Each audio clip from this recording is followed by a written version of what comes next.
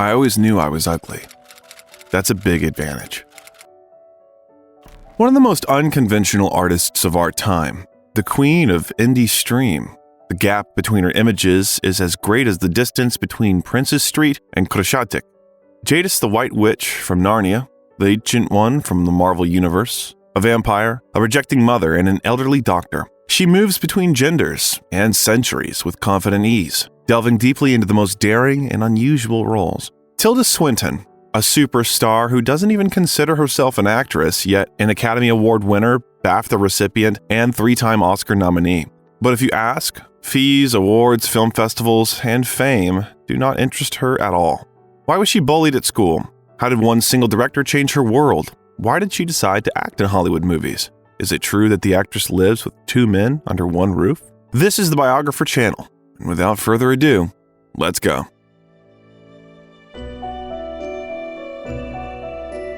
On the 5th of November 1960, son of the 7th Lord of Simmerheim, Scotsman John Swinton and Lady Judith Killen had a daughter. The girl was named Catherine Matilda Swinton. As you probably guessed, she was lucky to come from a noble family, or rather an ancient Anglo-Scottish family dating back to the 11th century. Until she was 5 years old, Matilda lived in Germany, where her father went on duty. Even then, the seed of rebellion and non-acceptance of ossified norms and rituals began to be sown into the girl's soul. John Swinton was a classic representative of the aristocracy, a career in military service, a passion for hunting, an arranged marriage, and the usual ways of spending leisure time for high society. Watching this, the future actress grew up with a feeling that this was not for her.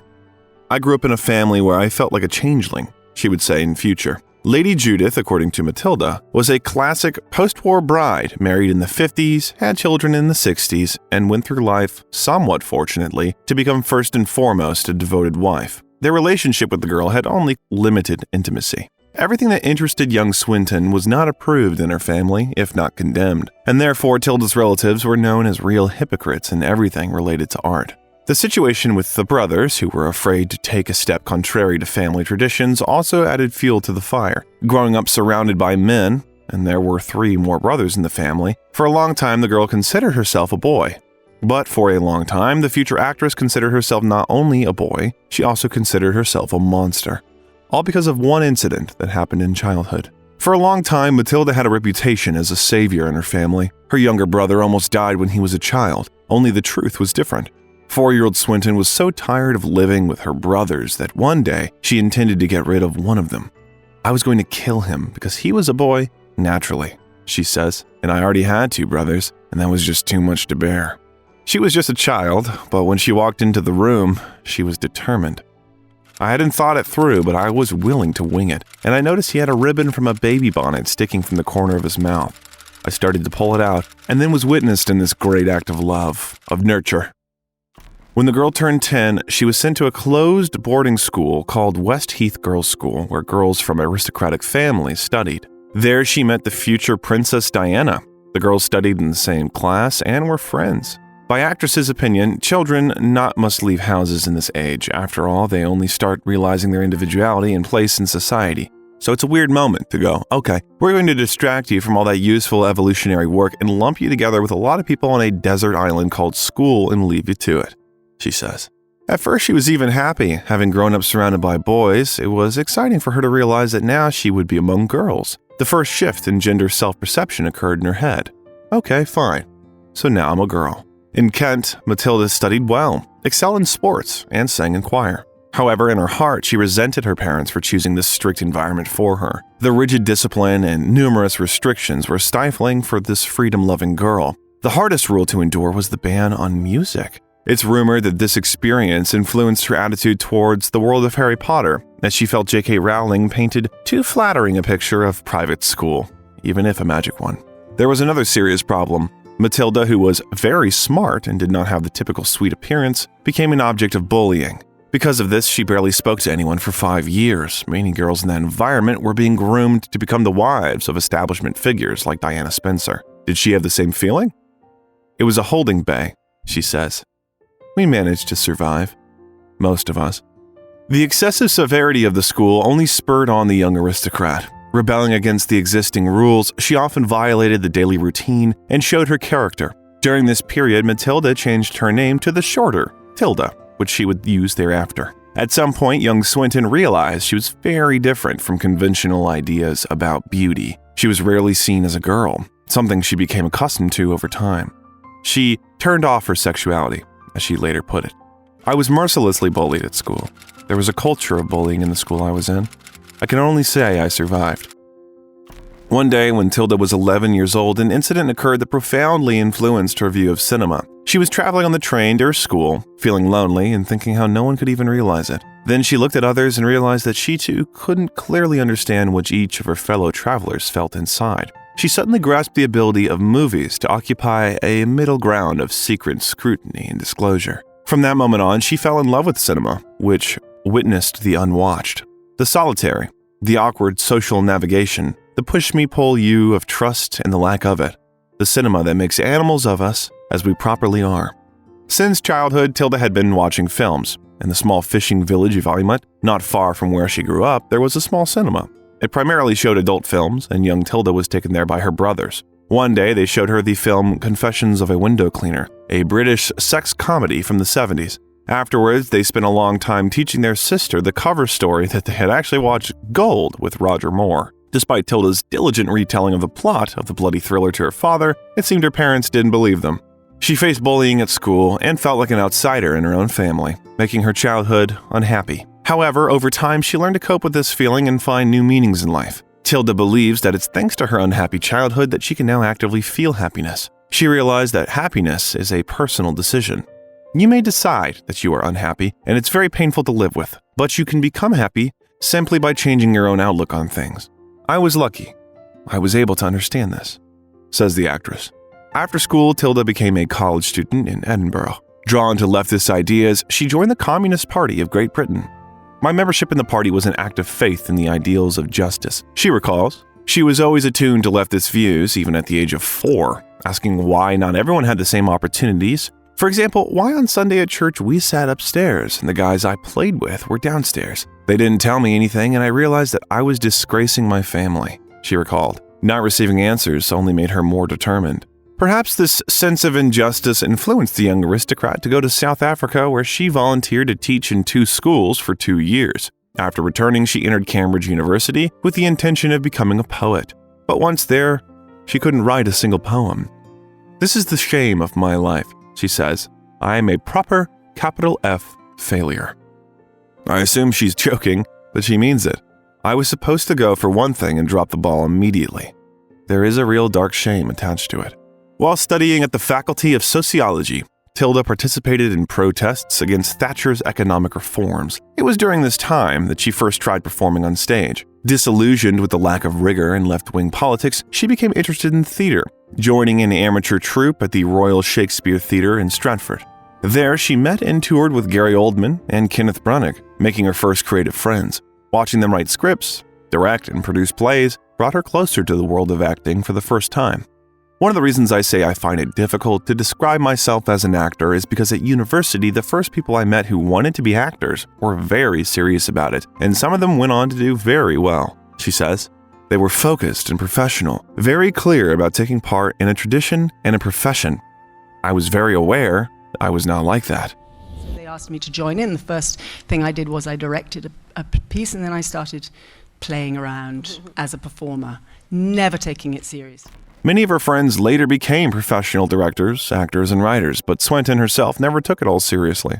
Paradoxically, by the time she graduated from university, Tilda was certain she did not want to be an actress. Participating in the Royal Shakespeare Theatre was more of an experiment and a way to socialize with friends. At the same time, she felt guilty for not having the same ambitions as her peers. She wanted a house by the sea, children, dogs, a garden, and many friends. Didn't matter what she did for work. Even if it was a wool store, the most important thing was to find a common cause with loved ones and to share this work with them. This was a very good early chance, which I do think is a real privilege for young artists, to figure out what you don't want to do. I started performing in plays because I stopped writing, and it was a way of hanging out with my friends who were in theater. Matilda's debut on the theater stage took place in 1985 with the play White Rose. In it, the actress played the role of engineer Irina Paspartnikova. and the story itself was dedicated to the contribution of women to the fight against the Nazis. Around this time, she met her future husband, Scottish artist and playwright John Byrne.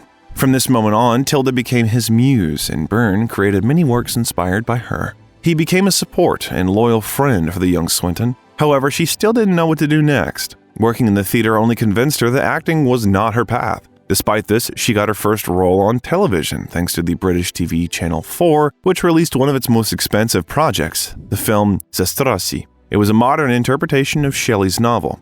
In the same year, 1986, the actress made her film debut in Krzysztof Ślegiszew's project Egomania, Island Without Hope. Her filming partner was Udo Kier. "I only ever intended to do one film," she says. "After all, the most important thing is to meet new people and gain new experiences. For this reason, she'll always agree to documentaries. There, she's attracted primarily by meeting people, not actors. And the best way, if you're an actor, to avoid that annoyance for the audience is just to do one film. Then they've seen you, they've met you, you were interesting and new, and they never have to see you again." But this was not what she was looking for and did not give her any meaning in her work. By the time Swinton met Derek Jarman, she was already on the verge of giving up and abandoning the acting path entirely. "I don't know exactly what he did," she says, but it was at the moment of their meeting that Derek Jarman opened her door, not just to cinema, but to a rare and unusual view of art. And a way of working that just made all the difference. And that is my drug of choice, working collectively.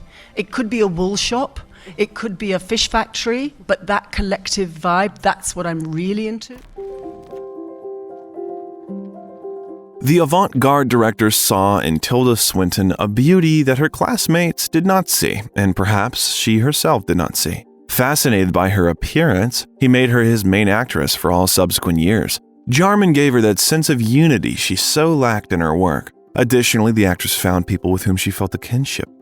"I always felt I was queer. I was just looking for my queer circus. And I found it. And having found it, it's my world," she would later say.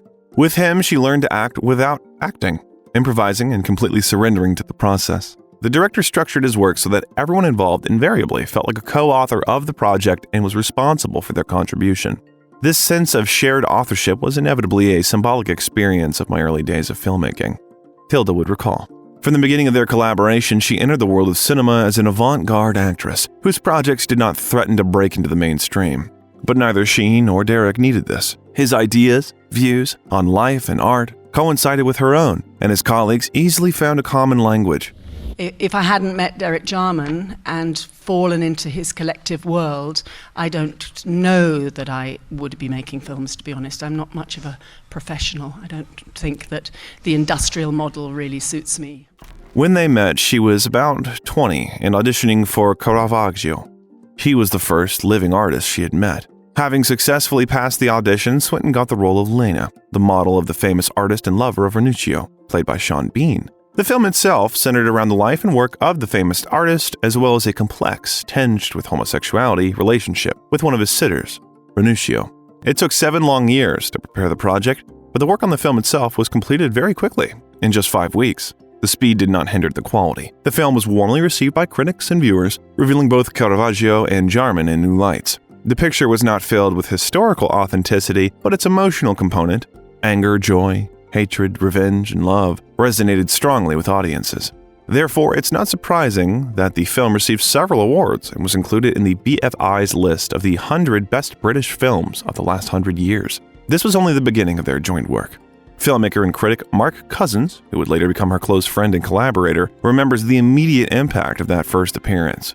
Right from the start, he told The Observer, she knew that film acting is a visual rather than a literary job.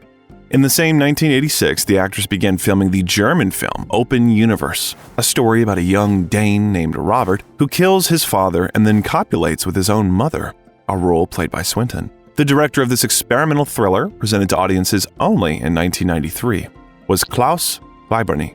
A special feature is a short film starring the actress called Caprice, directed by Joanna Hogg. Interestingly, Tilda had known Joanna since childhood, long before they both connected their lives with the world of cinema. Even then, they had a lot in common. We were always talking about cinema in a strange way. Even though we didn't know we were talking about cinema, we were kind of dealing in energy, and we were both observers from the outside of social groups, and we were beginning to do the work then that we're now making films out of. In Caprice, Swinton plays a girl who's magically drawn into the pages of a fashion magazine. Moving among the spreads, Lucky, the heroine's name, must find her true self. It was the culmination of so many ideas, dreams, and anxieties I had in my mid-20s. I had such passion and belief in this story, which I felt at the time was an absolute necessity to express. Joanna Hogg said in an interview, "At the center of it, the pressures on a young woman from advertising to behave and look a certain way.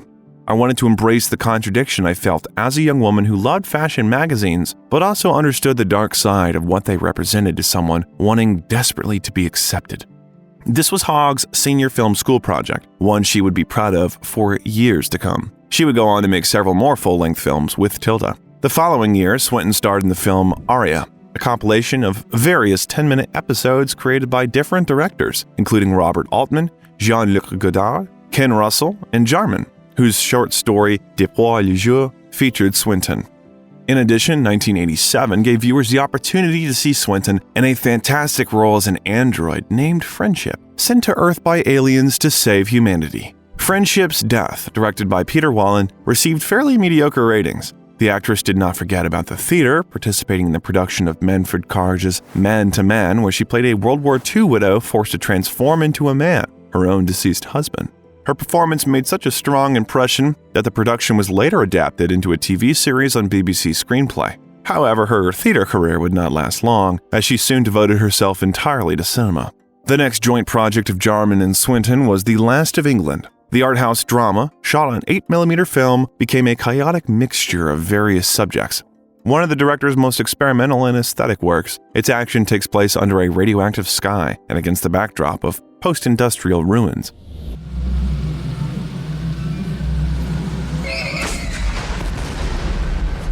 The main idea of the film was the fate of England and its inevitable decline during the reign of Margaret Thatcher. The work mixes staged footage and archival footage taken by Jarman's father, a BBC pilot during the Second World War. The picture was known for its trance-like power. It didn't offer active dynamics or simple thoughts, but depicted a damned, apocalyptic world with an ominous masked militia and many refugees, each viewer finding their own meaning. "I have my own ideas, but they are not the beginning or the end," he said. "The film is the fact, perhaps the only fact, of my life." Tilda played the role of Queen Elizabeth I, Tudor, who was forced to observe the development of her state after almost 400 years. The most famous scene of the film featured her character mourning her executed husband and tearing her wedding dress. The actress explained that moment of filming. "While filming, I felt claustrophobic. The wedding dress caused it, and I wanted to cut it off, trim it. I cut it off and started spinning. Fortunately, the cameraman did not stop filming all this time." Aesthetics and politics are inseparable in Jarman's work, but The Last of England is considered one of his most violent political statements. During the filming of The Last of England, director Derek Jarman learned about his diagnosis. He was HIV positive. This knowledge imbued the film with a sense of anticipation and anxiety as viewers saw visual images that hinted at the premonition of shortening days and impending winter. Although the film received mixed reviews, it was overall warmly received. "What proof do you need the world's curling up like an autumn leaf?" wrote Time Out magazine. Continuing to support independent cinema, Tilda starred in the short film Degrees of Blindness created by Jarman's assistant. Following this, she again collaborated with Jarman on the 2-minute video Inspiration, based on the avant-garde homoerotic opera by contemporary Italian composer Silvana Bussati. In 1988, Swinton's unique talent was recognized when she received her first award at the Berlin Film Festival, the special Teddy Prize, which is awarded for films about homosexual people. Tilda and Jarman worked together on 9 projects, all original and not designed for a mass audience, yet considered cult classics in auteur cinema. Among their most memorable collaborations are the anti-war drama War Requiem in 1989 and the film The Garden, 1990.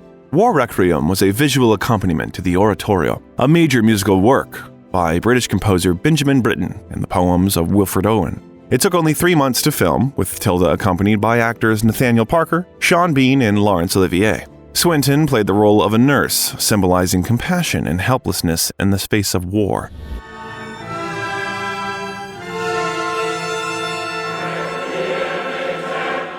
The project and its actors were praised by critics who described it as poignant, powerful, and capable of shocking. The Garden became one of the last works of the extravagant director who was dying of AIDS. The fatal disease strongly influenced his work, especially The Garden. This complex film, essentially a meditation on religious themes bordering on blasphemy, depicted a series of scenes from the New Testament and explored the church's attitude towards homosexuality.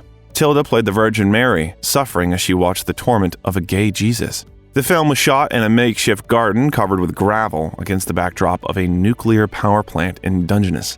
Filming took place on the grounds of Jarman's home, Prospect Cottage, where he had moved after learning of his diagnosis. The film provoked a storm of criticism from society, but the talent of Swinton and Jarman saved it from failure. Their collaboration continued in 1991, with Tilda taking on the role of Queen Isabella in the drama Edward II, based on the play by Elizabethan playwright Christopher Marlowe. The plot revolves around the love story of King Edward and his favorite, Pierre Gaveston, with Tilda portraying the arrogant and principled queen who, with the church's support, forces her husband to get rid of his lover. For this role, she received the Best Actress Award at the 1991 Venice Film Festival. Jarman's gang would forever remain her first film family. It was a fantastic period for her. She made many friends, learned a lot about herself, lived in a squat in Chelsea, and went to demonstrations every week, whether in support of the miners or against Article 28 in the Gulf War. Despite this fulfilling period, Tilda felt different and considered herself strange. She didn't fit in anywhere, and for the first time, she felt it acutely. I lived through my 20s in a whole queer environment, and it was just at the point when queer was being reclaimed because it had always been a term of abuse. It just so happened I'd also been a queer kid. Not in terms of my sexual life, just odd. People said I was queer. Like, she's a queer fish. But it was not only Jarman who inspired the actress. In 1989, she took part in the television film Do Me Anything, based on a story by Booker Prize-winning author John Berger. In 1990, she appeared as a waitress in the television series Your Faithful Heart, written by John Byrne. That same year, Byrne and Tilda got married.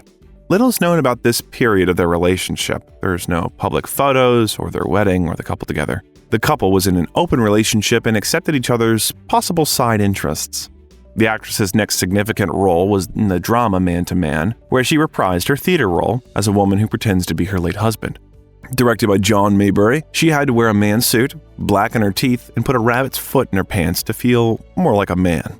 Despite her growing popularity, Tilda did not strive for fame and actively avoided interviews, hiding her personal life from the public. At the same time, those rare interviews from the Jarman period are contradictory. In some, the actress claims that she does not consider herself beautiful and hides behind the images of her heroine. In others, she talks about her sexuality and treats it with both men and women. Both her unusual appearance and videos, frank acting, and bright images did their job. Tilda's fame grew steadily. Did she want this? I never wanted, and I still don't want to be an actor, and never ever intended to be one, and still don't intend to be one.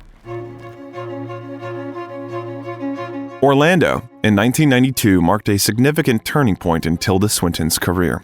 Directed by Sally Potter, this film adaptation of Virginia Woolf's novel gave Tilda a role that was as controversial as it was iconic. She portrayed both male and female versions of the character Orlando, embodying absolute perfection, as some viewers described it. Nothing thicker than a knife's blade separates melancholy from happiness. Why are you sad? Because I can't bear this happiness to end.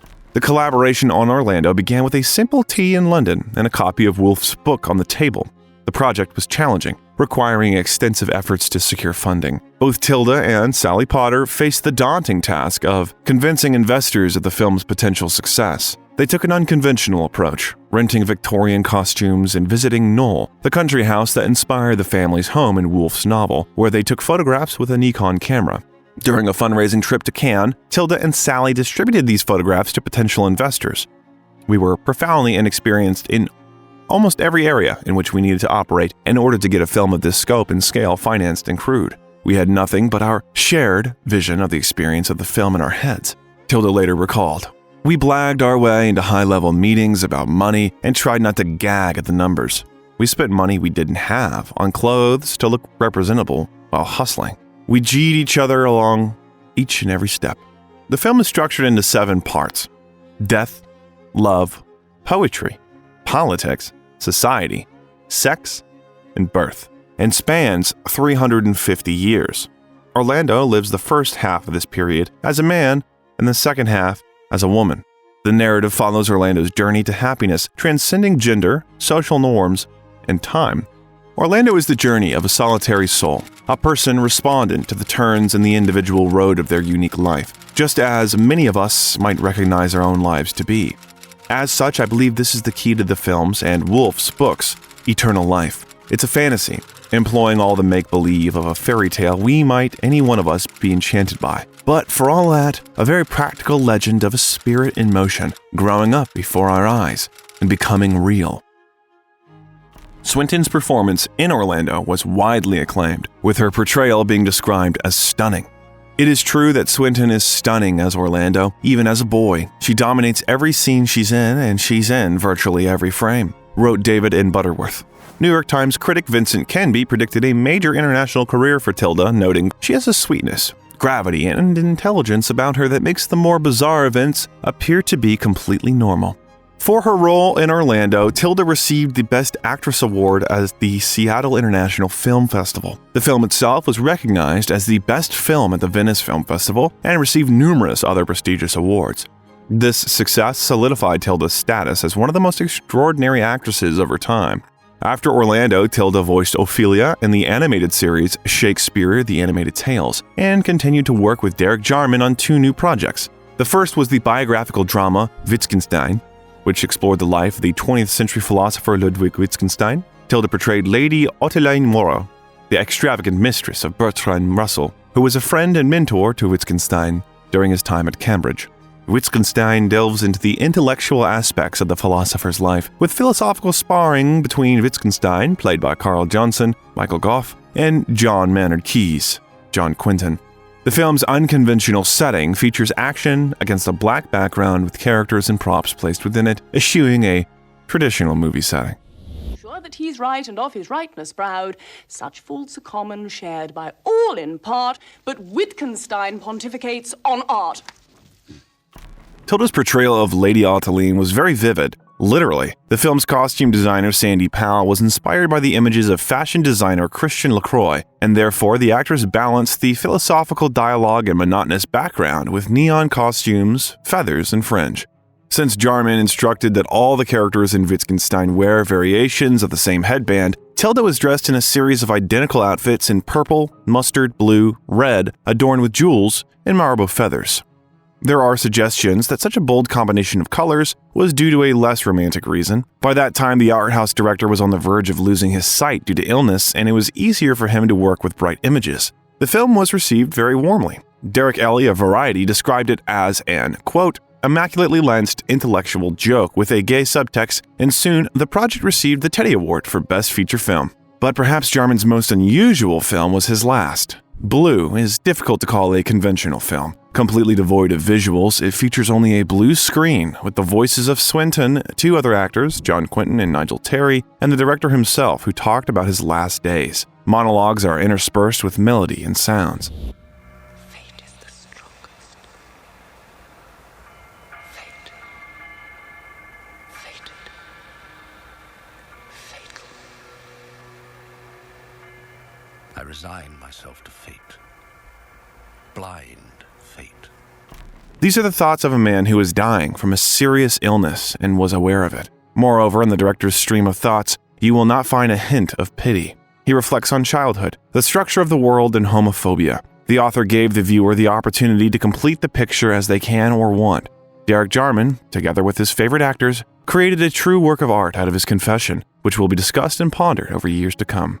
On February 19, 1994, Tilda's friend and patron died. Deeply affected by the death of a loved one, the actress stopped acting. Even decades later, she remembers feeling as if she could have died herself. I was particularly close to Derek and remember being very aware that, in a strange way, I could have gone with him. The exception was her participation in the experimental film Remembrance of Things Fast, True Stories, Visual Lies by John Maybury, which explores the topic of self-perception of sexual minorities and their perception in modern society. It's about sex, attacks on homosexuals, wars, media, education, and violence. Perhaps the actress agreed to such an experiment in memory of her departed friend. The rest of the time, Tilda found distraction in betting at the Hippodrome and racing. By 1995, the actress had completely stopped performing in the theater. An unusual performance was Swinton's participation as a living exhibit in the exhibition of avant-garde artist Cornelia Parker. The actress was in a glass box at the Serpentine Gallery for 8 hours, lying with her eyes closed. Years later, Tilda admitted that in her old age, she would like to die in this way. By the way, many years later, in 2013, she repeated her experiment at the New York MoMA Museum. Live actor, glass, steel, mattress, pillow, linen, water, and glasses. Read the sign near the installation with Tilda. The days of the performance were not known to anyone in advance. Swinton appeared at MoMA completely unpredictably, and even museum employees found out about it only on the day of the performance itself. The location of the glass bed was also not revealed to anyone. It ended up in completely unexpected places on the museum grounds, and visitors accidentally stumbled upon the sleeping actress. Well, let's go back to the 90s. After that, another experiment. The actress took part in the video of the techno group Orbital.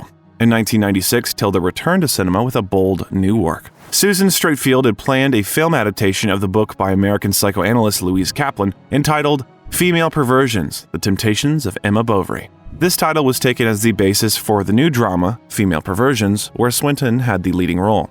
The story explores the contradictory inner world of successful lawyer Evelyn, who's a half step away from realizing her dream of becoming a judge. External well-being hides the true essence of the main character, who finds an outlet in her sexuality and erotic fantasies. It's hard to see romance or even porn eroticism in Tilda's nudity. As always, here it's about art.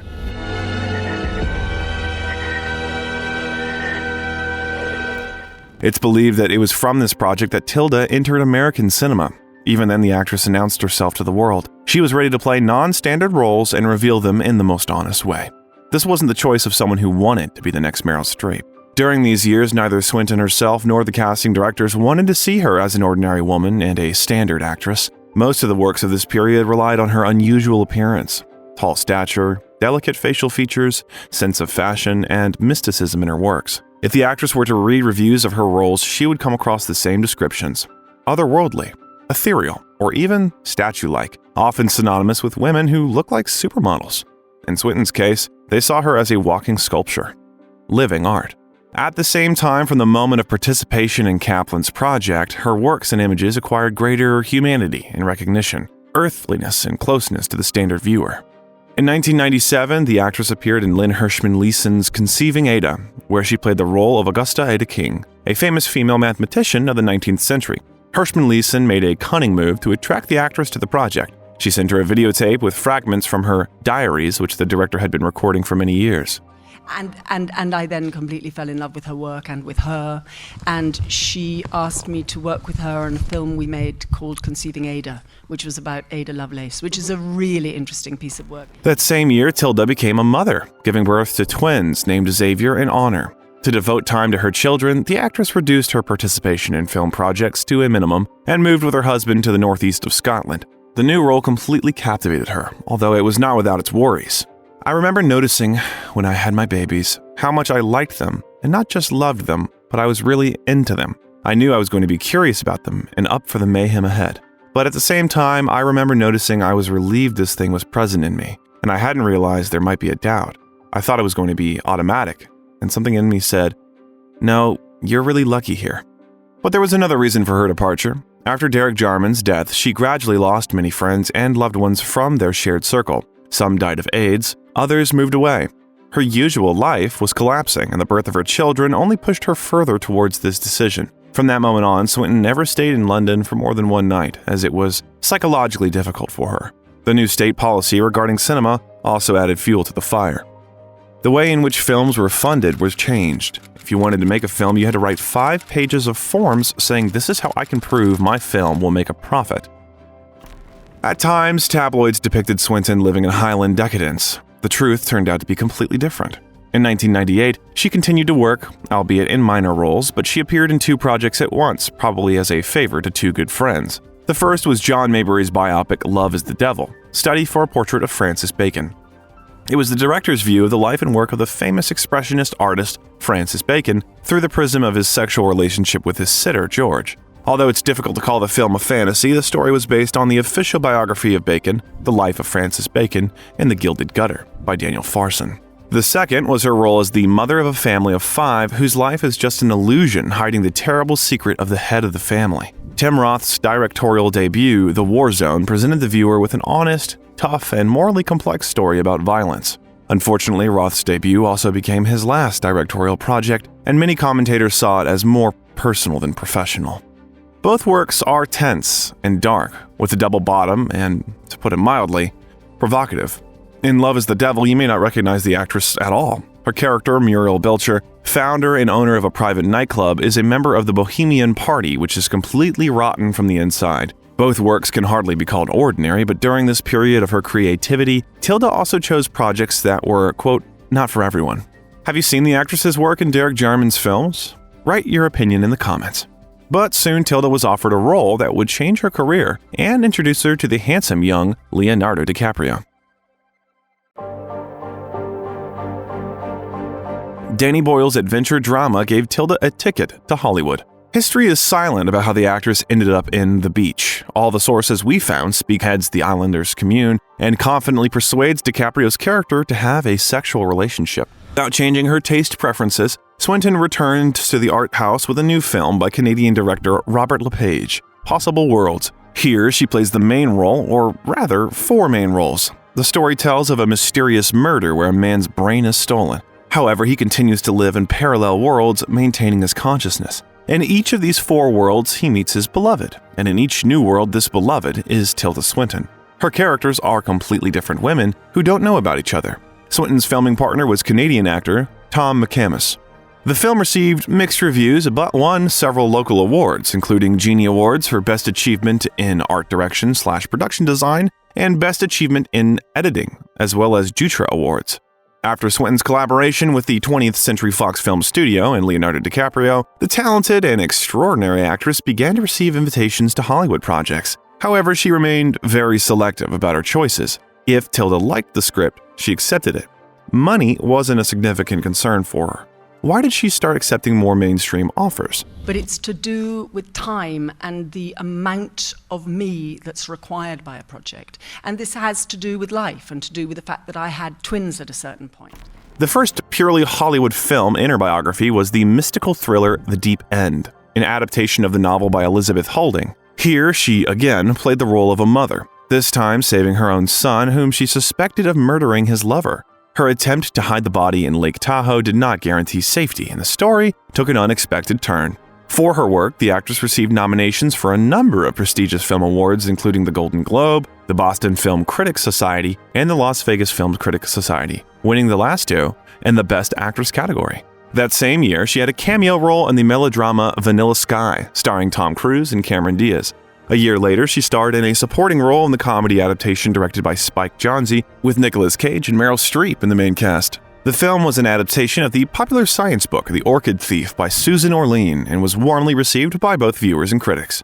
Adaptation received numerous nominations, including an Oscar and Golden Globe, though Tilda did not receive these nominations. Nevertheless, the film became a gem of her filmography. The next year's works were much more extravagant. Returning to European cinema, Tilda appeared in 2 projects at once: the independent fantasy drama Technolust by Lynn Hirschman Leeson and the crime drama Young Adam by David Mackenzie. As befits experimental independent cinema, the script of Technolust, where Tilda plays the main role, is impressive. Set in the near future, it features humanized robots, questions of morality, and the place of women in a male-dominated world. Everything is presented with a dose of humor and irony, but not without deep questions. Swinton's character, biogeneticist Rosetta Stone, creates 3 women, semi-robots based on her DNA, whose survival requires the X chromosome, male sperm. I'm hungry. How about you? We're running low. I have to go out for a while. They seduce men who then become impotent after sex, marked with a small barcode on their foreheads. The film remained little known and received average reviews from critics. However, some praised its boldness and Tilda's excellent performance, skillfully portraying 4 characters, the main character, and her creations. Young Adam, in which the actress shared the lead role with Ewan McGregor, received more publicity. Always art house, the film explores the love relationship between the owner of a coal barge, Tilda Swinton, and a tramp and failed writer named Joe McGregor. Tilda's character is married, and during their affair, Joe and her husband discover the corpse of a woman who turns out to be Joe's ex-girlfriend. Her death is not an accident. The film, as usual for European art house, is dark, realistic, and uncomfortable. Sparse landscapes, a muted color palette, and themes of depression and moral decay are explored. Swinton's character, Ella, is the aging wife of a barge captain who finds meaning in her miserable existence through sex with McGregor's character, who is far from an ideal partner. The film, an adaptation of a novel by Scottish writer Alexander Trochi, is noted for its explicit love scenes which, despite their frankness, are integral to the story. Drink your tea. The role ultimately earned Swinton a BAFTA Award for Best Actress in a Scottish film. The film received mixed reviews. Philip French of The Guardian called it, quote, a cleverly constructed film that holds your attention throughout its 95 minutes, while Carla Mayer of the San Francisco Chronicle wrote that Tilda Swinton's rich, compelling performance is reason enough to see this uneven picture, which morphs from a gripping romantic triangle into a morality tale with no moral center. In 2003, the actress appeared in the star-studded cast of The Statement, directed by Norman Jewison, co-starring Michael Caine, Alan Bates, and Charlotte Rampling. The psychological drama is based on the story of French war criminal Paul Touvier, who was only found in 1989. Touvier was accused of organizing the deportation of Jews to death camps in collaboration. Swinton played the judge who was able to achieve social justice. After a short creative break, Swinton worked on 7 projects, including both niche and notable ones. Thumbsucker, an American independent film comedy directed by Mike Mills, almost passed by a wide audience. It tells the story of a young man's coming of age and the influence of those around him. Swinton played the role of the main character's mother, Lou Taylor Pucci, who tries to correct her significant defect. He sucks his thumb. It's important to be supported and seen. The film also features performances by Keanu Reeves, Vincent D'Onofrio, and Vince Vaughn, who play adults that seem to understand how to live correctly. Considering the film's budget of only $5 million and the fact that it essentially did not break even at the box office, it can be assumed that Tilda's interest was purely creative. In addition, the actress appeared in the short film Absent Presence, a video installation by Turkish fashion designer Hüseyin Şalayan, who was fascinated by Tilda's androgynous appearance and saw only her in his unusual work. She also appeared in a British documentary dedicated to the Battle of the Somme, one of the bloodiest episodes in British military history. Tilda also appeared in a new project by Jim Jarmusch, a famous representative of American independent cinema. Though the role was not very big, in Broken Flowers, she plays one of the former lovers of the elderly Don Juan, Bill Murray, who's searching for his grown-up son. Small, but eloquent. So, what the fuck do you want, Donnie? Oh, I just thought I'd drop by. The actress reached a new level of recognition and love from viewers with her next 2 projects, which resonated worldwide and won crowds of fans. Tilda's portrayal of Angel Gabriel received a standing ovation. This conclusion is based on dozens of comments on IMDb dedicated to Francis Lawrence's mystical thriller, Constantine.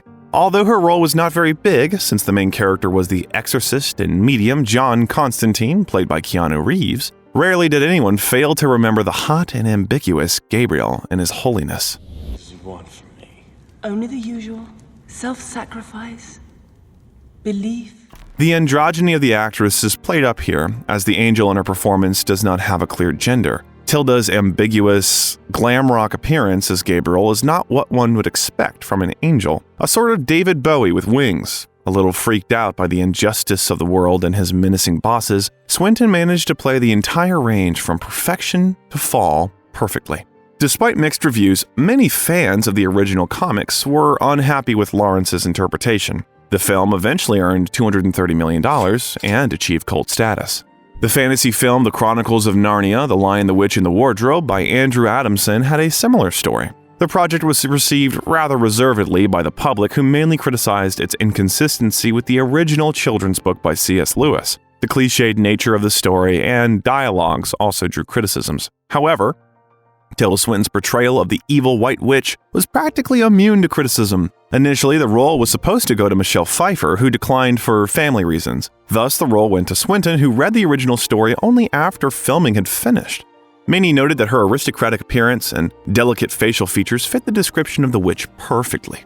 Her face was also white, and not just pale, but white like snow, like paper, like sugar icing on a cake, and her mouth bright red. Beautiful face, but arrogant, cold and harsh. Margaret? You know what to do. Despite the criticism, the film performed well at the box office, earning $745 million, and was nominated for several prestigious film awards, including the Oscar, Golden Globe, and Grammy. The filmmakers initially aimed for a long series and acquired the film rights to all 7 books. The commercial success of the Chronicles of Narnia greenlit the sequels. 2 sequels have since been released: The Chronicles of Narnia, Prince Caspian, and The Chronicles of Narnia, The Voyage of the Dawn Treader, where the actress had only a few small cameos. These sequels were less successful and faced production difficulties. However, the fact that Queen Elizabeth II attended the premiere of the 3rd part is a testament to its success. Taking a break from her busy schedule, the actress appeared in only one project in 2006, the drama Stephanie Daly, in which she portrayed forensic psychologist Lydia Crane. Lydia's task is to determine whether a 16-year-old girl really killed her newborn child, or if it was an accident. Complicating matters, Lydia herself lost a stillborn child the day before and is pregnant during the investigation. As usual, Tilda chose the drama not for the fees, given its weak budget and even weaker box office performance. The film earned only $25,000. However, the strong story, realistic drama, and impactful performances earned the film positive reviews from genre fans. One viewer described it as a very touching, emotional, and tearing film, showcasing once again how capable the actress is of transforming into her character. 2007 brought more genre diversity. Tilda starred in Bellatar's niche European detective story in black and white, existential and drawn out with virtually no plot or dynamics, and in Tony Gilroy's thriller Michael Clayton starring George Clooney. It was for her role as the chief legal advisor of the film's corrupt company that Tilda received the ultimate recognition every actor desires. This would have to be a longer conversation, and would have to take place somewhere else. Where? My car? In 2008, Tilda received an Oscar. Interestingly, she did not seem to consider this work worthy of such an award.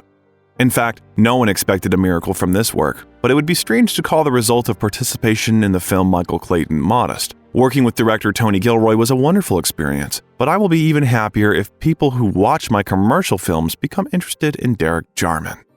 Is how Swinton feels about the situation. During the award presentation, the actress looked more apologetic than jubilant. "Oh," Tilda said in a quiet voice, lowering her eyes when handed the statue. Tinseltown's glitteriest night, and of course her speech rallied from that subdued beginning with jokes about George Clooney's Batman and her agent's ass, ending with a cheery, "Thank you, thank you, thank you." Afterwards, she never spoke of it, as if it didn't exist. Tilda admits she attended the Oscar ceremony in 2008 as a tourist and didn't want to go on stage to accept the statuette. Her family still doesn't know what it looks like or where it is. The awards ceremony itself was stressful for the actress. "I was overcome with horror when they called my name. Standing on stage in front of 3 billion people is traumatic. It would be better if they sent the prize by mail." That same year, the documentary Strange Culture was released, focusing on the work of Professor Steve Kurtz, his research into genetically modified food, and theories of government collusion.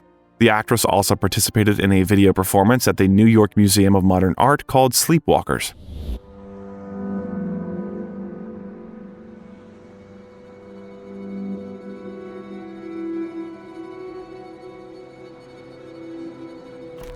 Continuing her confident march in the world of cinema, Swinton took on a number of very controversial roles.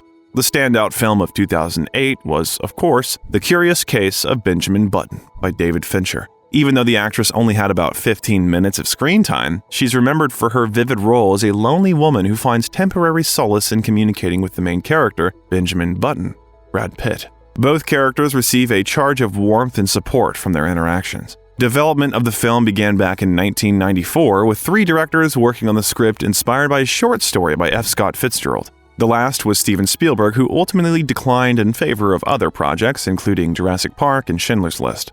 This large-scale project, full of the most modern special effects of the time, was filmed over 150 days. Despite the short period, the original story was rethought and brought closer to our reality. The short story turned into a 200-page script, completed by multiple Oscar-winning Eric Roth and Robin Swikert. Everyone knows the story of Button, a man born who ages in reverse. The film, thanks to its unusual plot and graphics, was nominated for an Oscar in 13 categories, receiving 3 statuettes for Best Production Design, Best Makeup, and Best Special Effects. But that was not all. The film received many other nominations, including Golden Globe, BAFTA, and Saturn. The Saturn Award did not bypass Tilda, who received it in the Best Supporting Actress category. Interestingly, Tilda had the opportunity to work with Brad Pitt again that same year in a more provocative film. The crime drama Burn After Reading by the Coen brothers, the talented and outrageous directors, cast her as a tough, red-haired, unyielding, and domineering woman, Katie Cox, the wife of a drunken CIA agent who is, ironically, also a children's doctor. Jesus, but honey, hang on to your... I have some news to... Stay here and get dressed. Even though the role was minor and Pitt's star shown on the screen again, Swinton's participation cannot be called insignificant. Could she be part of Jim Jarmusch's new project? The question is rhetorical. The Limits of Control, like most of Jarmusch's work, became a film in which everyone saw something different. A manifesto against the imposition of pseudo-values, cherishing different cultures and nationalities, the ambiguity of cultural stereotypes, issues of the conscious and unconscious, the boundlessness of consciousness and imagination. These are just some of the themes attributed to the film. The story of an almost perfect killer with philosophical overtones gave Tilda another mark in the world of independent cinema. She played a double agent, a woman in a white wig and a cowboy hat discussing the world of cinema. Jim was delighted to work with Tilda. He later told The Guardian, quote, "When we were shooting The Limits of Control and we finished a take and I said, 'Oh, Tilda, that was so beautiful. Will you marry me?' And she replied, 'Oh, darling, we already are.' I could have died." Swinton was able to fully realize her acting potential in the film as if it were written specifically for her. Julia, by Eric Zonka, essentially became a one-woman show, but the actress did a great job, according to most. The film's leitmotif was unusual for Tilda. We did not expect to see her in such a demoralizing image. She played an aging drunkard, a woman with a nightlife and earnings in taverns who decides to kidnap to make a little money. But why make a little money if you can do a lot more? This is where the film transitions from drama to adventurous thriller. Is this about your money, Mitch? Because I'm gonna pay you back every penny. How? You just got fired.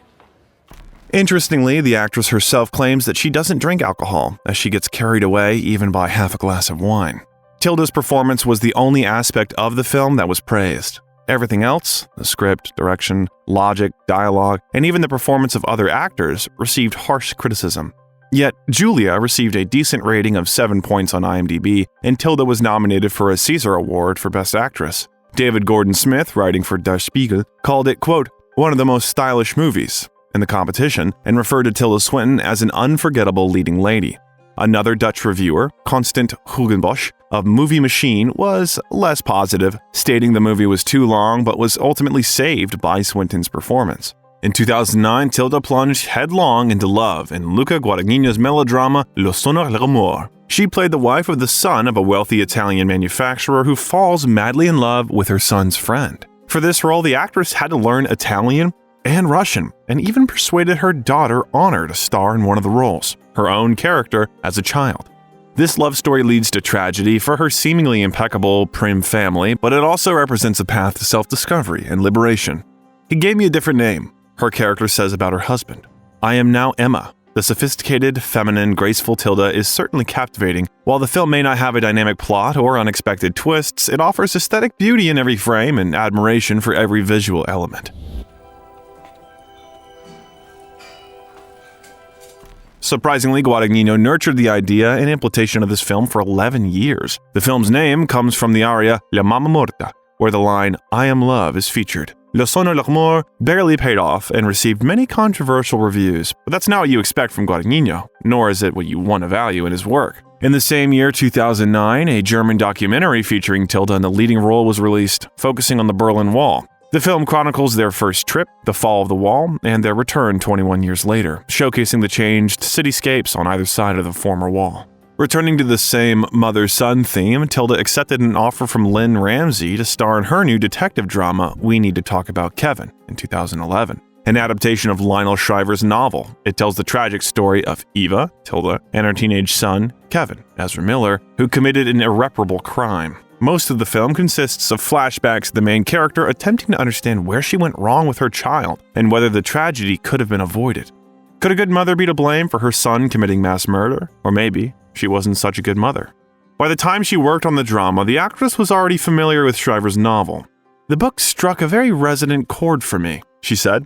"It's all about the taboo nature of one of the important messages of the film. After the birth of a child, a woman will not necessarily love him. She won't necessarily enjoy the pregnancy, and her maternal instincts will not necessarily turn on. I always say that it's the one play that Euripides didn't write. It feels like it's that sort of territory. It's that kind of taboo." The actress continued. But it's what every mother, and maybe every father also, fears about having a child and not feeling it. To play Eva, Swinton had to change her appearance significantly. Not only did she dye her hair brown, but she also made more makeup than usual in her films to visually match Ezra's bright and expressive look. That was another great risk the film takes. Lionel's so clear about Kevin being featureless. It serves the book very well. That's a problem when making the film. The truth is, there was a moment when we talked about shooting the movie without a Kevin, filming around the elephant in the room, so you never really knew what he was, the actress admitted. The film was shot in a record 30 days. Perhaps another actor would have been daunted by this, but not Tilda. If you've got an enormous budget and you've written a scene for bright sunlight and it starts to rain, you're going to wait 3 weeks for it to stop. But if you haven't, you're going to have to make friends with chaos. That's the main difference, and that's something I know in my marrow, she said. Miller himself was very pleased with the collaboration with Tilda, calling her the warmest, sweetest, smartest human being. When discussing the social significance of the film's theme and whether a child can be inherently evil, the actress was not so categorical. For every person, this evil may be closer than it might seem at first glance. It hovers over each of us, adults and even children. It's the question that pushes us to commit monstrous crimes. Whenever there are children killing children or perpetrating great acts of violence, there's always this word evil pulled out of the top drawer, not even the bottom drawer. It's a very quick response, she said, and I'm always struck by it because from the age of 4.5, I've known that it ain't in no drawer. It's at closer hand. Isn't that the triumph of civilization? That we manage not to be monstrous? Considering how many years she treated herself different, it's not surprising that the film's theme was clear and partly close to her.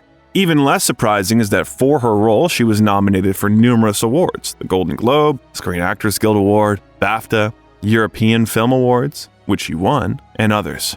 The film itself was also not deprived of praise, receiving mostly positive reviews and earning an average rating of 7.5 out of 10 on aggregator sites. Chicago Sun-Times critic Roger Ebert gave the film 4 out of 4 stars and wrote, "As a portrait of a deteriorating state of mind, We Need to Talk About Kevin is a masterful film." Soon after, Tilda received a minor role in Wes Anderson's family drama Moonrise Kingdom. The actress would collaborate with this representative of American independent cinema, known for his distinctive visual style, more than once. Rich, stylized images, specific color schemes, camera rotation, and unique presentation of the movie, along with a large star cast, characterize Anderson's work. In Moonrise Kingdom, alongside Swinton, Bruce Willis, Edward Norton, Bill Murray, and Frances McDormand appeared on screen. The story of the film is simple, as is usual for the director's projects. 2 teenagers fall in love and decide to run away from everyone. A classic children's Robinsonade. But their decision triggers a series of events that affect the entire small town and its inhabitants. He's not getting shock therapy. That's it! I am citing you for gross misconduct. You are hereby summoned. Writing you up back!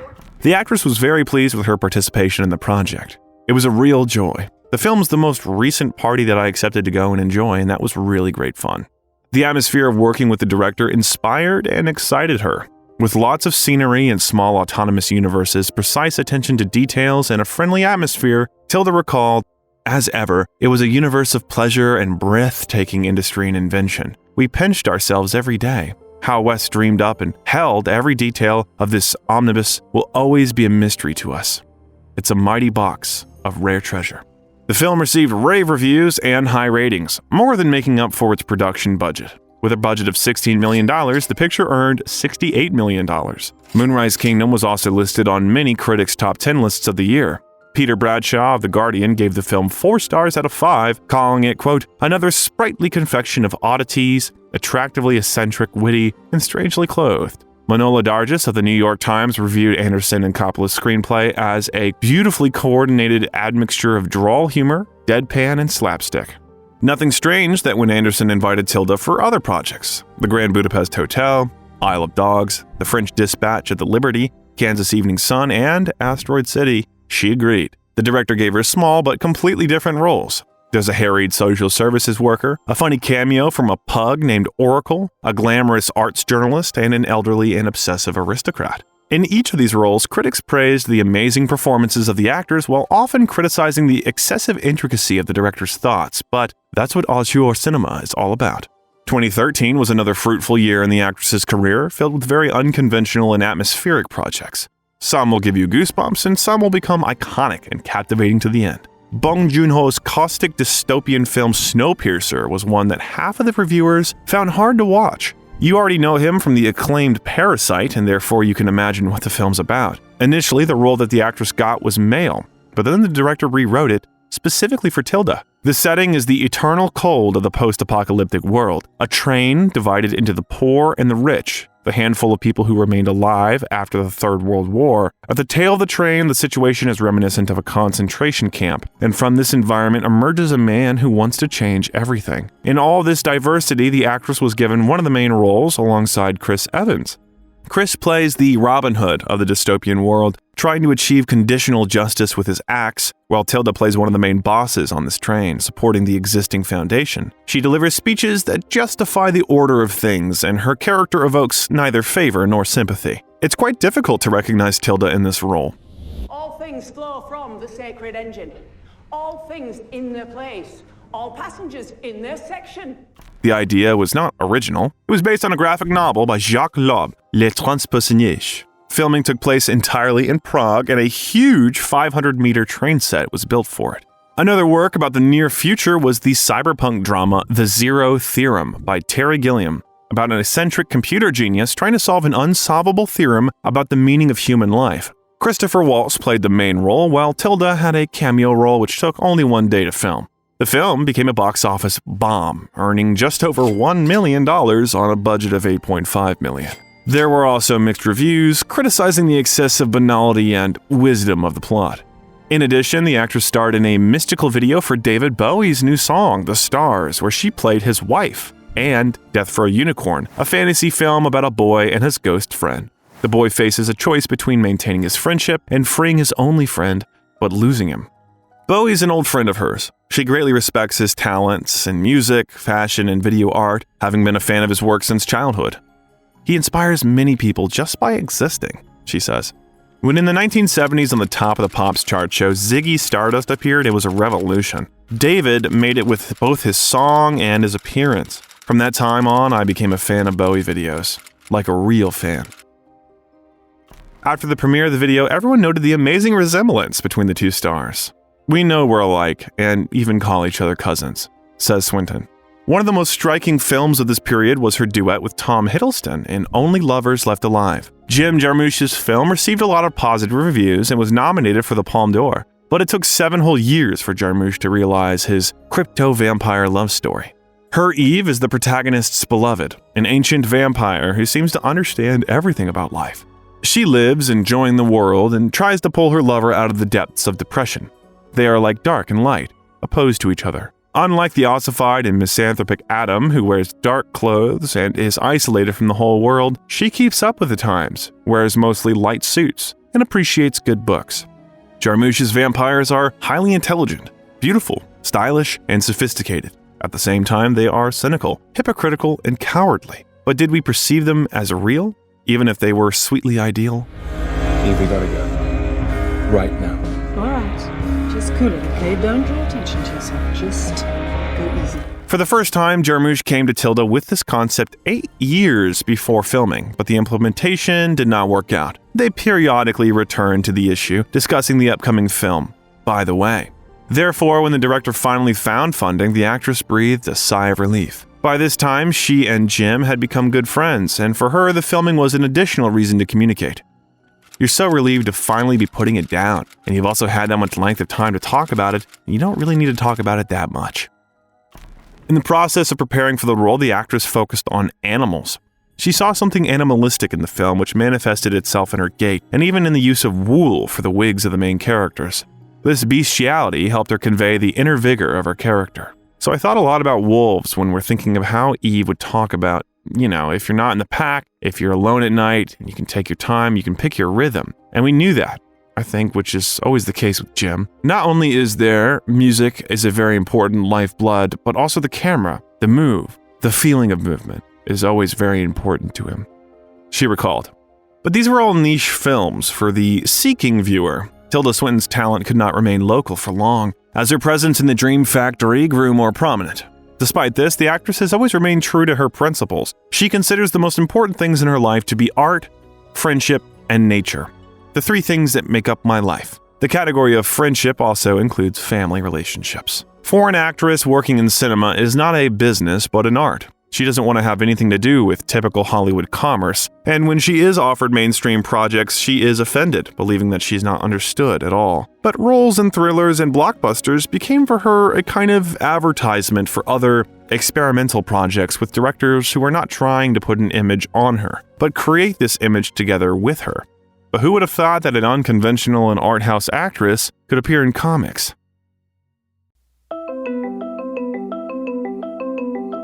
Doctor Strange. It was this fantastic film about a former successful neurosurgeon who gained supernatural powers that the actress's popularity among Marvel fans around the world began. This was the first blockbuster in the life of the then 55-year-old actress. Completely bald in white monastic robes with a mysterious smile and the ability to levitate. This is how we see Swinton in Scott Derrickson's science fiction action film. These transformations are a pleasure for the actress. I've always been a fan of Marvel Comics, and anyway, how can you refuse to play the most ancient magician of all the ancients? Interestingly, this role was again rewritten by the producers for the actress's participation in the project. Her Ancient One is the mentor of the main character, a former successful neurosurgeon whose life changes dramatically after an accident. Now their common task is to save the world on a different plane, completely unusual for an ordinary mortal. Recently, I've been increasingly offered to play immortal characters. Is it because I'm too old? Tilda jokes. This transformation caused a scandal. After all, the Ancient One is an Asian man, and the producers had to go against stereotypes, which caused a storm of indignation among comic fans. We thought, what if the Guardian was a woman? Tilda Swinton, yes, that's right on target, says producer Kevin Feige. Then several more changes were made to the script, and, in the end, Swinton plays an androgyne, a person without gender. Many petitions were written against the actress, but in the end, the studio stood by its choice. The actress herself was philosophical about the situation. I play neither a man nor a woman, neither an Asian nor European. I play a magician. Why did Tilda, who is very selective in her projects and often chooses very non-standard films, agree to participate in Doctor Strange? Everyone in the industry knows that the actress only appears in films that she likes. By sending her the script, the studio was betting on it, and they won. I'm interested in the idea of long life, spiritual transformation, and immortality. I study these themes in life, and exploring them in cinema is my acting success. For some, it's just another film about an iconic superhero who saves the world. But for me, it's a story that shows the human mind has no boundaries and is capable of things we don't even know about. Tilda explains. All visual preparation for the role consisted only of shaving hair. For the actress, this had a sacred meaning because, in her understanding, the Ancient One should be flexible, plastic, genderless, and transparent. She didn't even think about using makeup. We harness energy drawn from other dimensions of the multiverse to cast spells, to conjure shields and weapons. For her character to fly, fight with swords, and perform stunts, the stunt department and computer graphics were involved. The actress partially performed them herself. The last time I fought with swords was in 2005 when we filmed the Chronicles of Narnia. It was fun, shared the actress. The film was positively received by critics and earned more than $677 million at the worldwide box office. The actress reprised her role later, albeit more sporadically, in Avengers Endgame in 2019, which was also very successful, not only among comic book fans, but also popularized the Marvel Universe, becoming a masterpiece for some. Continuing to work on documentary projects, Swinton acted as an actress and executive producer of the film Letters from Baghdad, which tells the story of an amazing early 20th century woman, Gertrude Bell, who had a huge impact on the status of the Middle East after the First World War. In the following years, Tilda balanced between commercial projects and independent films. One example is the South Korean film drama Okja, about the friendship between a huge pig and a little girl named Mija. Another is the biographical war satire War Machine, starring Brad Pitt. In the drama Souvenir, the actress plays the mother of the main character, who is her real-life daughter, Honor. But they're just as much part of society as anybody else. That's what they would say. And do you... Well, I haven't set any bombs recently, have you? No, but you haven't necessarily felt the need to, because you felt that you have a political voice. Mm-hmm.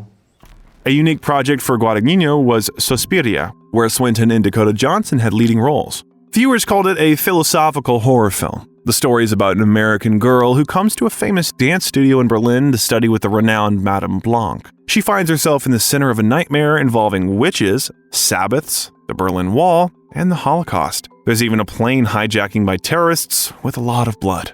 Guadagnino had been contemplating a cover of Dario Argento's 1977 Suspiria for more than 20 years. The project of digging into the same soil as a beloved tree and finding new instincts growing out of that ground is a particularly satisfying one. Dario's film is a hallucination. Bonkers in all the right ways and wildly inventive. It quite literally inspired Luca to be a film director in the first place, and I'm sure he's not the only one. She explains. For Tilda, the director prepared 3 roles in the film, one of which is, spoiler alert, an old psychotherapist in whom you can hardly recognize the actress. To transform Tilda into Dr. Joseph Klemperer, it took 4 hours of makeup every day. The makeup artist applied prosthetics to her neck and jaw to make her appearance more brutal. Despite her androgynous appearance, Tilda Swinton has a very feminine neck, which had to be hidden. Tilda also asked the makeup artist to make her artificial genitals, so she would feel 100% like a man. But that's not all. Luca Guadagnino and Tilda created a whole legend around the character, claiming that the doctor was played by a real actor, a man named Lutz Ebersdorf. No one on set even knew that Swinton was hiding under the mask. They created a hoax, and Tilda made his IMDb page and biography, enjoying the entire story. At the Venice Film Festival, she even read a letter allegedly from Lutz, stating that he was a non-public person and did not want to attend the premiere. Tilda and Luca didn't plan to reveal the mystery of Dr. Klemperer. They planned to say that Lutz Ebersdorf died during the editing of Suspiria. Filming took place in an abandoned hotel in northern Italy and was, according to the actress, a real pleasure. It was, like all filmmaking, highly practical, an endurance in terms of stamina, but great fun, she says. It was cold and misty most mornings, and we worked from darkness to darkness all through the winter. We ate risotto with chestnuts every Sunday. It was magical. The film failed at the box office in terms of profit, but it was not aimed at a mass audience. Critics were delighted, unearthing many hidden meanings and references in the philosophical cinema. For example, Michael O'Sullivan from the Washington Post identified the film's theme of motherhood with ethnic nationalism, although he stated that, quote, none of the subtexts go anywhere. Conversely, Andrew Wallen of Newsweek suggested that the film defied typical narrative conventions of good and evil. Evil is disturbingly natural in Suspiria, where sometimes only further violence can make room for good. Wallen characterized the coven as, quote, a working alternative to patriarchy crumbling behind the doors of financial autonomy, behind the reach of the police, and deeply, powerfully collectivist, both materially and spiritually. In 2018, the actress faced a tragedy in her personal life when her father died. He passed away 7 years after her mother, and this deeply affected her. My experience of grief is a kind of emptying, she says. All the stories stop. There is no road in front of you. It all just goes black, and it takes a long time to get over it. Despite the grief, Tilda continued to work. In 2019, she had more positive projects, though not very commercially successful. The life story of David Copperfield, directed by Armando Iannucci, was based on the novel by Charles Dickens. The film, later called The Personal History of David Copperfield, was filmed in just 2 months. Among the stars, in addition to Tilda, were Hugh Laurie, Peter Capaldi, and Ben Whishaw. Tilda played the main character's stern and eccentric aunt, Betsy Trotwood, who receives David as a guest. The film interprets the original story, adding a humorous context but still touches on difficult topics like child labor, debt, poverty, and social class divisions. The comedic reimagining of the famous story was well received at the Toronto International Film Festival. However, the coronavirus pandemic limited its cinema release. On aggregator sites, the film earned an average rating of 9 out of 10, and the consensus reads, The Personal History of David Copperfield puts a fresh, funny, and utterly charming spin on Dickens' classic, proving some stories truly are timeless. The film also received many nominations, including for Best Supporting Actress at the British Independent Film Awards, though Tilda did not win. Pedro Almodovar's short film The Human Voice starred Tilda in the only role. The one-man show, based on Jean Cocteau's play, essentially talked about loneliness, hope, love, and waiting. Nothing superfluous. There is a woman, a telephone receiver, a faithful dog, and a voice at the end of the line that destroys the main character's world. The director had loved Cocteau's play since childhood, making this film adaptation a very personal process. He just, out of the blue, contacted me and said that he wanted to make this film, and what could I say? I mean, there's really no story there, Leslie. It was a really blessed day. Tilda and Almodovar first met in 2008 and found a lot in common. They bonded, she says, because they were outsiders having the time of their lives. He and I have this lovely long story of meeting at Hollywood events and being the two shy ones, both shy and tickled pink and pinching ourselves and looking forward to telling people at home, but not confident enough to step in and talk to, say, Angelina Jolie. From that moment on, a project was in the air that could realize their potential together on the set, and The Human Voice became it. The director was constantly worried about his English, but Tilda assured him that language is not the main thing. The main thing is art. The rest will follow. Almodovar's film premiered at the Venice Film Festival, where critics called it one of the best films of the festival. According to critics, it's a very feminist movie, showing the victory of women over men. A Variety columnist described the film as an explosion of concentrated mad passion. A Times columnist as an exquisite example of cinematic experimentation. According to a Financial Times correspondent, Tilda Swinton is so in keeping with the spirit of Almodovar that you can't help but feel an appetite for new upcoming collaborations between the Spanish director and the Scottish star. Jim Jarmusch's absurdist comedy, The Dead Don't Die, couldn't be a standard movie by default. The director assembled a diverse star ensemble: Swinton, Bill Murray, Adam Driver, Chloe Sevigny, Steve Buscemi, Danny Glover, Iggy Pop, and others. The film is a funny story about zombies that arise due to human greed leading to an apocalypse. It addresses current social problems, UFOs, and features an eccentric funeral home owner played by Swinton in a kimono with a katana. Alex Leininger of Pop Matters wrote, quote, "It's a curious film, one that acknowledges the end of the world blatantly without once forgetting to be steadfastly, almost dementedly silly. It's a smart, if minor, work from a masterfully innovative director." But Jarmusch's work, as usual, was not appreciated by everyone. The average rating from viewers is 5 out of 10, and the film cannot boast of earnings. Are you in this together? I mean, this is really inappropriate. Oh, good grief. So the dead just don't want to die today, is that it? In recent years, the actress continues to choose mainly independent films. Most of her projects earn very good reviews, but absolutely fail at the box office. Another work of love, a project that has been incubated for 15 long years, is a collaboration with Thai director Apichatpong Weerasethakul, a neo-realistic drama thriller titled Memoria.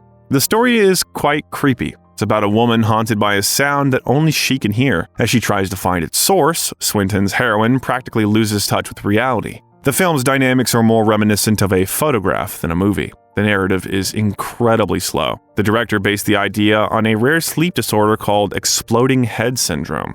As usual with the actress's works, she was noticed and appreciated. The film was chosen as a contender from Colombia in the Best Foreign Language Film category at the Oscars in 2022, and critics gave her mostly positive reviews. Among Tilda's latest known works is the American surreal film Problemista by Julio Torres, where the actress has one of the main roles. The film, as usual, received a high rating among viewers, though it remained niche in local cinema. It would be wrong to think that the actress lives only for her work. She has many varied projects behind her, such as a campaign to buy Derek Jarman's house and turn it into a haven for artists. How important was this for the actress? Just before lockdown, a lot of us kids from Jarmania came together to raise funds for Prospect Cottage. All of us coming together was so wonderful, she recalls. One day she rented a local indoor cinema not far from her town and organized a small film festival there. What a joy it is to sit in the dark in front of a big screen. Happiness is being in a crowd of strangers united by the brotherhood of cinema. No gadget can replace this. Then we started a mobile cinema, dragged it on a trailer around the country and showed films that were unlikely to be shown in multiplexes, says the actress. She also organized a rock festival, Tomorrow's Parties in Iceland, where she, along with director Jim Jarmusch's group SQRL, staged a performance. She reads poems by a 13th century Persian poet. She's also been active in animal protection and the rights of sexual minorities. In 2018, she made an opera video featuring her dogs. It sounds and looks strange, but no one expected anything less from Swinton.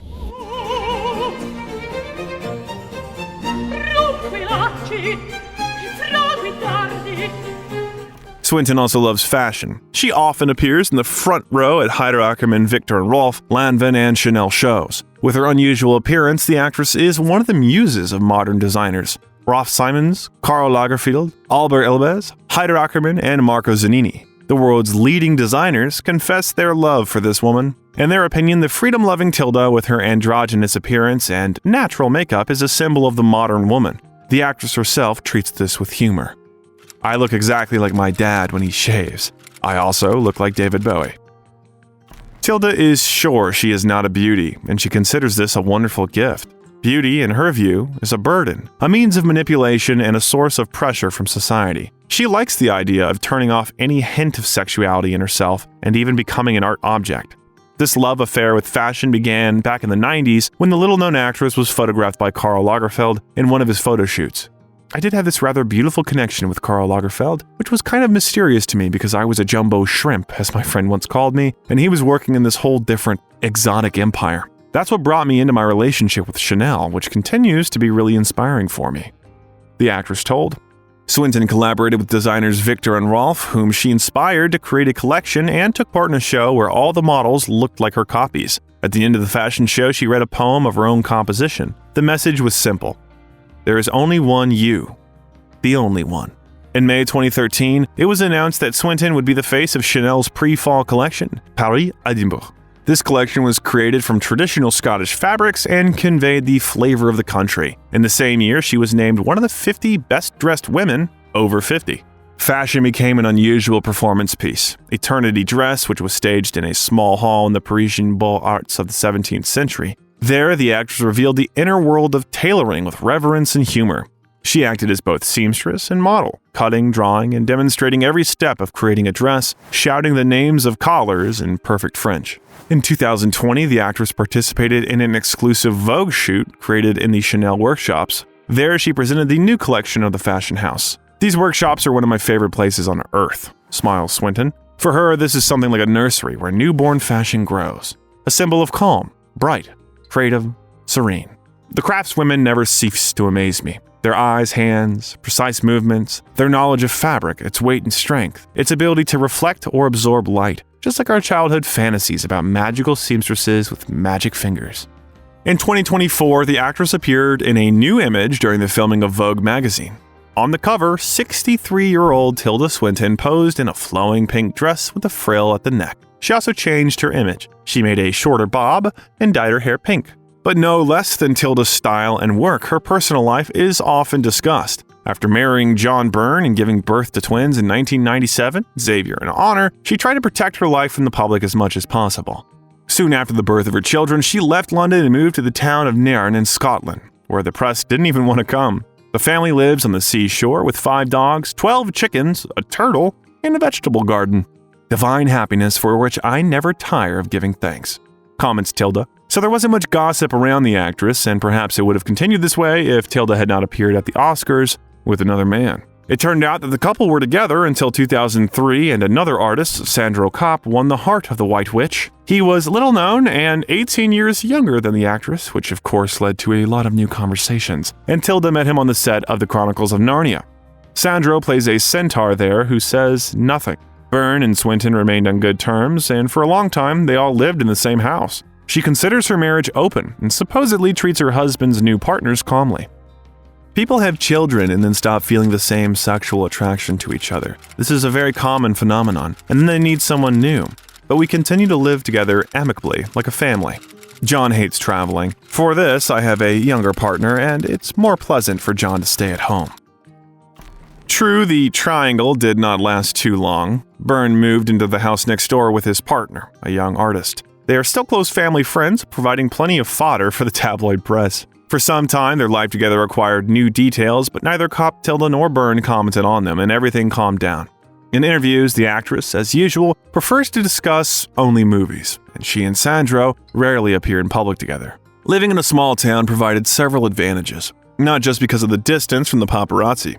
In Nairn, the actress founded a Waldorf school for her children, not wanting to send them to closed schools and boarding houses. She wanted to keep them closer to her. It is raising a person, not a member of a community. A socially responsible person, not a thoughtless fundamentalist. Being human is more important than continuing traditions, I'm sure. She says about the school. We know little about the motherhood of the actress. As usual, when it comes to her personal life, she is not verbose on the issue. In interviews, she often mentioned that being a mother of twins is not easy but joyful. At the same time, she claims that motherhood benefited her. It made her more disciplined because she could no longer take off at any desire. I can tell you as a parent, parents really don't know what they're doing. We really don't. You cannot prepare. When they send you home from the hospital, you think surely their real parents are going to turn up. I have these moments of looking at my children, and they're 13 now, and I'm so proud that I got them to this stage. They're alive. She recalled her experience. And of course, Tilda's children had a slightly different childhood. Xavier and Honor didn't have a TV at home and grew up watching the masterpieces of world cinema. But the twins did not feel slighted. We didn't have a TV. I've never seen the films my friends were raving about. All that would be watched are the masterpieces of Buster Keaton, Alfred Hitchcock, and Hayao Miyazaki. It was something fantastic. I got a greater impression from these films than my friends who watch TV, Honor said in an interview. By the way, she added that because of the ban on television, she did not feel like an inferior member of society. Both Xavier and Honor try to stay away from the public. Honor does not have social networks and little is known about them. There may be only a dozen photographs. They are also in the film industry, but do not strive too much for popularity. Xavier is on the other side of the camera working on props. He's worked on projects such as Cruella, Fast and Furious 9, and Enola Holmes 2. Honor is an aspiring actress who has tried herself in projects with her mother, including Souvenir and Souvenir 2, as well as I Am Love by Guadagnino. Perhaps soon we'll see Honor in other projects of her mother. After all, Tilda is not going to stop. In the future, she wants to return to niche and long-term projects. But the actress's plans are not only in the world of cinema. I'm back in this beautiful deep dive phase, and I don't know how long it's going to go on for. I suppose till all the crops are in. I don't know how many more I want to plant, though, because I don't want to go on forever. I would quite like to maybe write again. You probably would have never thought it, but the star is considering working in the field of palliative care. These thoughts were prompted by the period when COVID-19 was raging all over the world. During isolation, there were many people in her town who needed to be looked after and helped. Personal experience also had an impact when, at the end of her life, her parents were helped by care professionals. Will Swinton eventually leave her acting career? She's thought about it. But for the actress, this does not mean the end, but only the beginning of a new, large-scale project of her life. I'm not making a career, I'm living. Instead of a career, I have a whole life.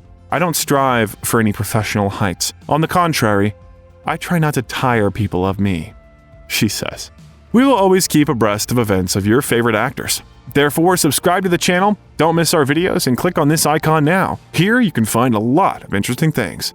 I am embracing all of you very tenderly. It was Biographer. See ya.